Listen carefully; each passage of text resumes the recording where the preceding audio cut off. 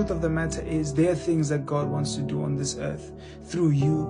And though you may have a similar calling to someone else, the way in which God wants to manifest himself through you is completely different. And there's a different agenda that he has set through each and every single person, regardless of how similar your callings may be.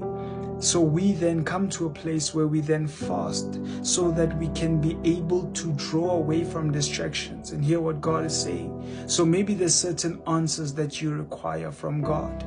You fast to be able to hear his response better, because the truth of the matter is when God draws your attention through a prophetic word, the fulfillment of that prophetic word is based on your alignment with what he's saying.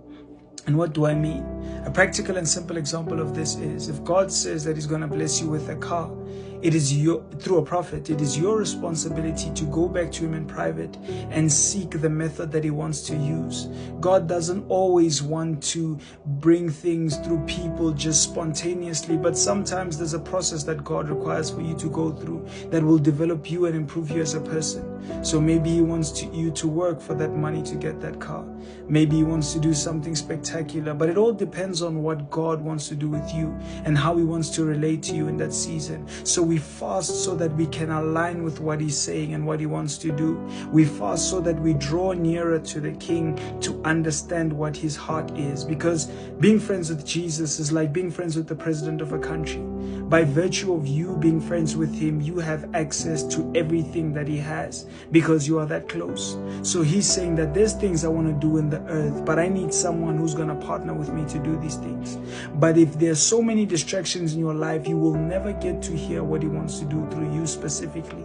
So this is not a group effort, and some things he will not give to you through sermons that you watch, but he will call you to a place of fasting so he can show you personally who he is and what he has called you to do. So we fast to align with the will of God for our lives. Maybe there are even certain curses that are lingering over your family, and the Lord wants to give you wisdom on how to break them, on how they got there, and how he wants to deal with them.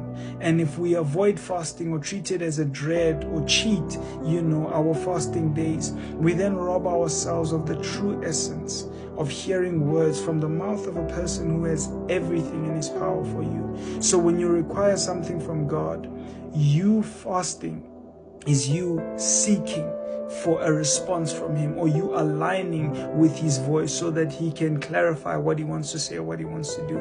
I hope this brings joy to you, and I hope this brings hope. Remember, you have the fullness of the love of God, so don't fast for it. And whatever you desire from God, even before you speak, he hears you. But when we